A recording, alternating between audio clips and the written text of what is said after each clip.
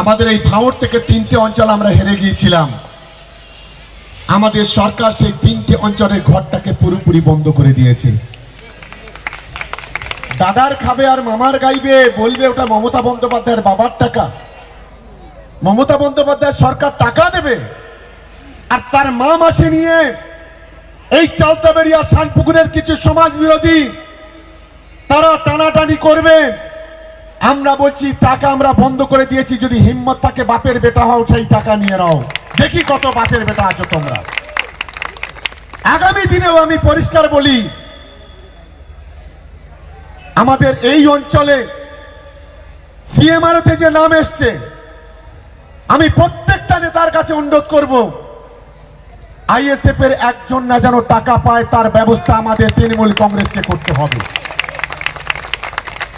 পরবর্তীকালে কৃষক বন্ধু লক্ষ্মীর ভান্ডার টাকা পাচ্ছেন, দেখা যাবে সেটা।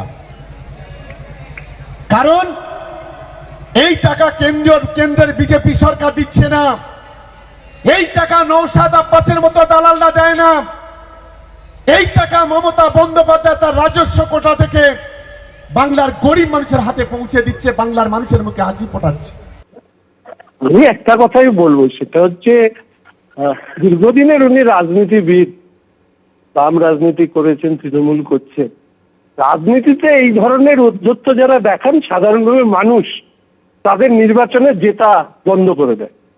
ফলে উনি টাকা বন্ধ করে দেওয়ার কথা বলছেন, মানুষ ওনাদের এমন ভাবে হারাবে যে ওনাদের আর বিধানসভায় পৌঁছানোর জায়গা থাকবে না।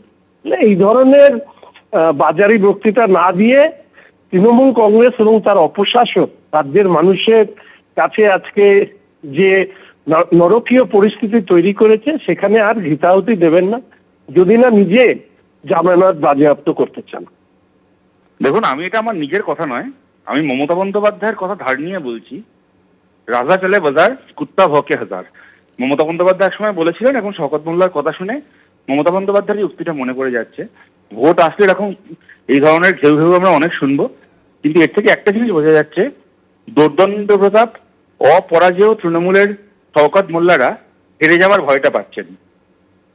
ওরা বুঝতে পারছেন বেশ কতগুলো জায়গায় ওরা হারতে চলেছে, তাই সেই হারটাকে ঠেকানোর জন্য এই ধরনের কথাগুলো বলছেন। কিন্তু টাকাটাকে আটকে দেওয়ার জন্য ক্ষমতায় থাকার দরকার হয়, সরকারে থাকার দরকার হয়। বাংলার মানুষ তৃণমূল কংগ্রেসকে সরকার থেকে টাকালে সাধারণ মানুষের টাকা যেরকম পাচ্ছেন মানুষ তার থেকে ভালোভাবে পাবেন। কোনো রকম কোনো দলের দলদাসত্ব না করে মানুষ নিজের অধিকারে কোনো রকম কোনো দুর্নীতি ছাড়া, কাটমানি ছাড়া নিজের টাকা পাবেন, সেই বাংলা আমরা করতে চাই। শওকত মোল্লা দলের মুখপাত্র নন, অফিসিয়ালি দলের বক্তব্য পরিষ্কার, সরকার কখনো বিমাতৃসুলভ আচরণ করে না এবং মমতা ব্যানার্জির সরকার সকলের সরকার। মমতা ব্যানার্জির সরকার প্রকল্পের সুবিধা সকলে পায়। যদি কোথাও কারোর প্রকল্পের সুবিধা পেতে অসুবিধা হয়, সে সংশ্লিষ্ট আধিকারিকের অফিসে জানালে নিশ্চিতভাবে সেই বিষয়ে সরকার সচেষ্ট থাকে। জনপ্রতিনিধি জনসভায় যখন বলেন, সেটা তার আবেগের বক্তব্য। জনপ্রতিনিধি যদি সরকারি সভায় বলতেন তাহলে আপনি সরকারি বক্তব্য হিসেবে ধরতে পারতেন। উনি কোনো সরকারি সভায় বক্তব্য বলেনি।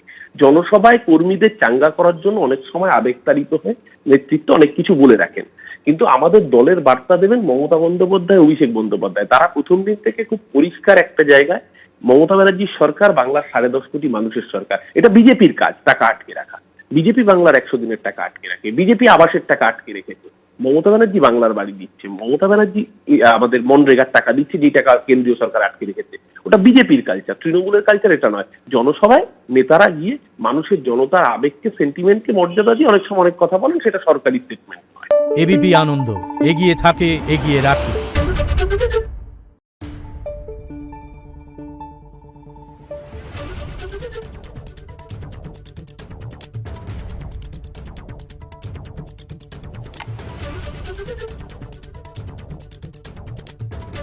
Thank you.